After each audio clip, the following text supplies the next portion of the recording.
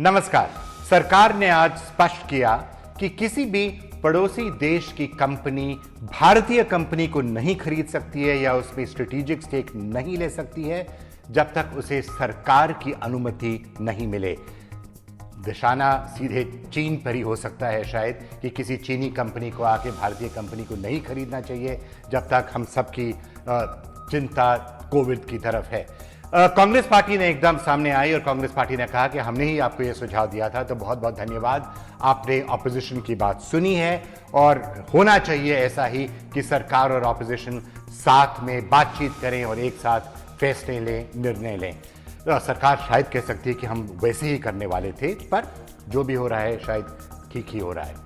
अब चलिए देखते हैं कि कोविड किस तरह फैल रहा है भारत में। और आज फिर एक ऐसा दिन था जब कर्व में कोई ज्यादा उछाल नहीं देखा गया। 900 ताजे केस हुए थे, पर अगर आप देखेंगे कि जिस रफ्तार से कोविड बढ़ रहा है भारत में, तो अभी फिलहाल उस रफ्तार पर काबू पाया गया है। अगर आप राज्यों की तरफ देखेंगे तो कई राज्य ऐसे हैं जिन्होंने कोविड पर पूरी तरह काबू पा लिया है। खासतौर केरल जैसे, तेलंगाना, आंध्र प्रदेश, हरियाणा, बहुत से ऐसे राज्य हैं। अगर कोई ऐसे राज्य हैं जिनको चिंता करनी चाहिए अभी, तो मध्य प्रदेश और शायद गुजरात। स्वास्थ्य मंत्रालय ने शनिवार को बताया कि बीते 14 दिनों में 12 राज्यों के 22 कोरोना प्रभावित जिलों में एक भी नया कोरोना केस नहीं आया है, जो कि अच्छी खबर है।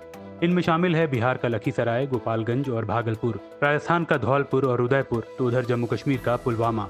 इसके अलावा हेल्थ मिनिस्ट्री के ज्वाइंट सेक्रेटरी लव अग्रवाल ने यह भी बताया कि देश में मृत्यु दर 3.3% ही है और सबसे ज्यादा 60 से 75% मौतें 75 साल से ऊपर वाले बुजुर्गों की हुई हैं, जबकि 14.4% मौतें 0 से 45 साल वालों की, जबकि 10.3% मौतें 45 से 60 साल वालों की हुई है। कि स्टेट लेवल पर, डिस्ट्रिक्ट लेवल पर किए हुए कार्यों के द्वारा हमें अच्छे रिजल्ट भी काफ़ी हद तक मिलने लगे हैं, जिसके तहत 23 राज्यों में 47 जिलों में हमने एक पॉजिटिव ट्रेंड नोट किया है, जिसमें कि इससे पहले मैंने बताया कि माहे इन पुडुचेरी, उसके साथ साथ कोडगु इन कर्नाटका में भी पिछले 28 दिनों से एक पॉजिटिव केस नहीं आया है। ये वह डिस्ट्रिक्ट थे जहां पर इससे पहले पॉजिटिव केस आए थे। 23 जिलों में, 23 स्टेट्स में 45 अदर डिस्ट्रिक्ट है जहां पर भी पिछले 14 दिनों से कोई भी नया केस रिपोर्ट नहीं हुआ है। इससे पहले जिन जिलों के बारे में मैंने आपको बताया था, उन जिलों के अलावा 22 नए डिस्ट्रिक्ट्स 12 स्टेट्स में ऐसे आए हैं जहां पर कि पिछले 14 दिनों से कोई केस रिपोर्ट नहीं हुआ है। भारत में शनिवार शाम 5:30 बजे तक कोरोना संक्रमितों की कुल संख्या 14,792 रही। बीते एक दिन में 957 नए केस दर्ज किए गए। 2015 लोग भारत में अब तक इससे पूरी तरह से ठीक हो चुके हैं, जबकि मौत का आंकड़ा 500 के करीब जाता दिख रहा है। 488 लोगों की देश भर में अब तक मौत हो चुकी है। दुनिया भर में शनिवार शाम 5:30 बजे तक कोरोना संक्रमितों की संख्या 22,70,000 के करीब पहुंच गई, जबकि मौत का आंकड़ा 1,55,200 के पास रहा। तो वहीं 5,81,885 लोग दुनिया भर में ठीक भी हो चुके हैं। देश में कोरोना मरीजों की संख्या अब 14,000 को पार कर चुकी है, जबकि इस महामारी ने शुक्रवार सुबह तक 480 लोगों की जान ले ली है। हालांकि कई आंकड़े ये बता रहे हैं कि देश में कोरोना के फैलने की रफ्तार में कुछ कमी आई है। बहुत हद तक ये केंद्र और राज्य सरकारों के सख्त एक्शन प्लान का नतीजा हो सकता है। दरअसल लॉकडाउन के बीच इस महामारी से मुकाबले के लिए केंद्र सरकार ने डिटेल एक्शन प्लान बनाया है। जानते हैं क्या है वो प्लान। गृह मंत्रालय ने स्वास्थ्य मंत्रालय को फैसले लेने के सारे अधिकार दिए। केंद्रीय स्वास्थ्य मंत्री की अध्यक्षता में मंत्रियों का समूह सभी फैसले ले रहा है। मंत्रियों के समूह में गृह मंत्री, विदेश मंत्री, उड्डयन मंत्री और आयुष मंत्री शामिल हैं। कैबिनेट सेक्रेटरी, राष्ट्रीय आपदा प्रबंधन कमेटी और सचिवों की एक समिति है। ये समिति रोजाना रिव्यू करती है और मंत्री समूह को इसकी रिपोर्ट देती है। राष्ट्रीय आपदा प्रबंधन कमेटी सभी विभागों से तालमेल स्थापित करता है। यह कमेटी आरआरटी और आपातकालीन मेडिकल सहायता टीम की नियुक्ति करती है। सभी संबंधित राज्यों में आपदा प्रबंधन कमेटी बनी। राज्यों में जिला कलेक्टर को नोडल अधिकारी बनाया गया है। डीएम रोजाना सभी विभागों के प्रमुखों की बैठक लेकर हालात की समीक्षा करते हैं। डीएम ही जिले में सारे फैसले लेंगे, जिसमें रेल और हवाई यातायात भी शामिल हैं। डीएम ही कंटेनमेंट जोन बनाने, पाबंदियां लगाने और उठाने का फैसला लेने को अधिकृत हैं। फील्ड में काम कर रहे कर्मचारियों को साधन मुहैया कराने की जिम्मेदारी डीएम की है। सर्विलांस और डोर टू डोर सर्च करना और बफर जोन बनाने की जिम्मेदारी भी डीएम के पास है। कोरोना वायरस के संक्रमण से गुजरात इस वक्त जूझ रहा है। गुजरात स्वास्थ्य विभाग के मुताबिक शनिवार को राज्य में कोरोना पॉजिटिव के 176 नए मामले सामने आए हैं। नए मामलों में अहमदाबाद में 143, सूरत में 13, वडोदरा में 13, राजकोट में 2, भावनगर में 2, आनंद, भरूच और पंचमहल में एक एक मामला सामने आया है। इसी के साथ राज्य में कोरोना पॉजिटिव मरीजों की कुल संख्या बढ़कर 1272 हो गई है, जिसमें 88 लोग ठीक हो चुके हैं, तो वहीं 48 लोगों की मौत हो चुकी है। हॉटस्पॉट जोन में शामिल अहमदाबाद में पिछले 5 दिनों के दौरान हर 24 मिनट में एक पॉजिटिव केस सामने आया है। वैसे गुजरात के 33 जिलों में से 9 जिले ऐसे हैं जहाँ कोरोना वायरस से संक्रमण का एक भी मामला सामने नहीं आया है। राजस्थान सरकार ने कोरोना पर काबू पाने के लिए राज्य में शुक्रवार शाम से रैपिड टेस्टिंग की शुरुआत कर दी है। शुक्रवार शाम 5 बजे से अब तक 52 लोगों की जांच की गई और राहत की बात यह है कि इस रैपिड टेस्ट में सभी 52 कोरोना संदिग्ध मरीजों की रिपोर्ट नेगेटिव आई है। वैसे ये बताना भी जरूरी है कि कोरोना के लिए रैपिड टेस्ट पुष्टि करने वाला नहीं है, लेकिन ये जांच किसी मरीज को तुरंत आइसोलेट करने के लिहाज से कामयाब है, ताकि कोरोना महामारी के संक्रमण को रोका जा सके। राज्य में कोरोना के मामले बढ़कर 1131 हो गए हैं, जबकि 11 लोगों की जान जा चुकी है। वहीं 164 लोग इस बीमारी से ठीक भी हुए हैं। कोरोना वायरस ने अब पंजाब में लुधियाना के एसीपी अनिल कोहली की जान ले ली है। कोरोना के खिलाफ जंग लड़ रहे एसीपी ने शनिवार को एसपीएस हॉस्पिटल में अंतिम सांस ली।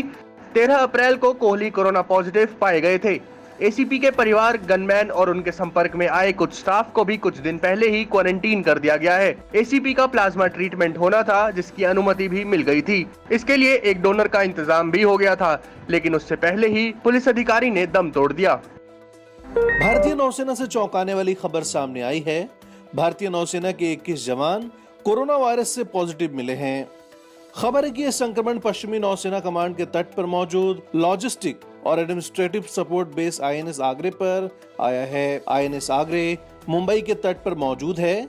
इन सभी को उस नौसैनिक से संक्रमण का शक जताया जा रहा है जो 7 अप्रैल को पॉजिटिव मिला था। अभी जो 21 नौसैनिक पॉजिटिव मिले हैं, उनमें से 20 आईएनएस आगरे पर तैनात हैं।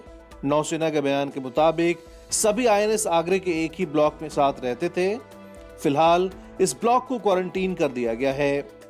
नौसेना में कोविड-19 संक्रमण का यह पहला मामला है। संक्रमित कर्मियों के संपर्क में आने वाले लोगों की भी जांच की जाएगी। कोरोना का प्रभाव अब राष्ट्रपति भवन तक पहुंच गया है। यहां काम करने वाले एक सफाई कर्मी के रिश्तेदार की कोरोना से मौत हो गई है, जिसके बाद से हड़कंप मचा हुआ है। प्रेसिडेंट एस्टेट के पॉकेट ए में रहने वाले इस कर्मचारी का घर सील कर दिया गया है। सफाई कर्मचारी समेत परिवार और आस पड़ोस के 30 सदस्यों को सेल्फ क्वारंटीन कर दिया गया है। दरअसल ये सफाई कर्मचारी पूरे परिवार के साथ कोरोना से मरने वाले रिश्तेदार के अंतिम संस्कार में शामिल हुए थे।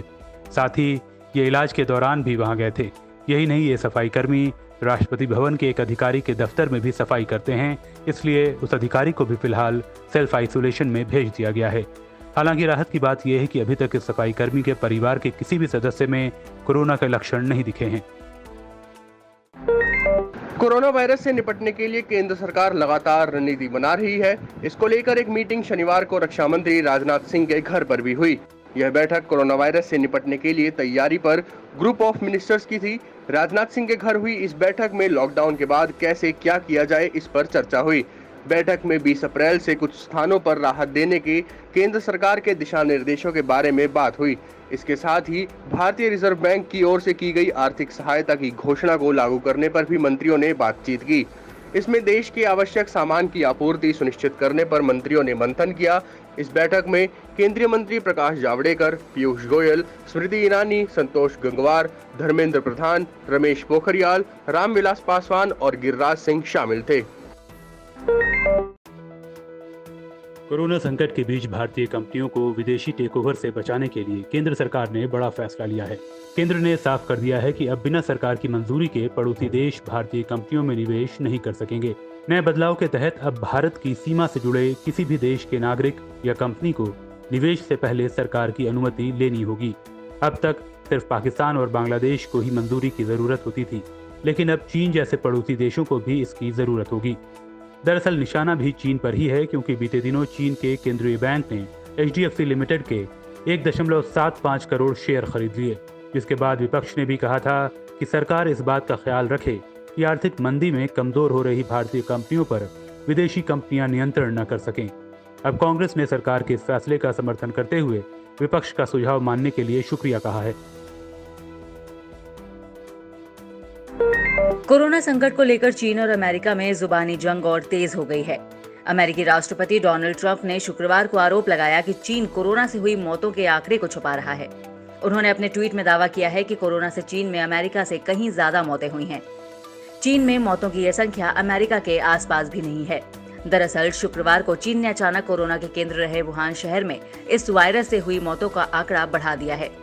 इसे 50% तक बढ़ाया गया और 1290 नई मौतें इसमें शामिल की गई। चीन पर कई और देशों और वुहान के कई डॉक्टर्स और वैज्ञानिकों ने मौत के आंकड़े को छुपाने के आरोप लगाए हैं।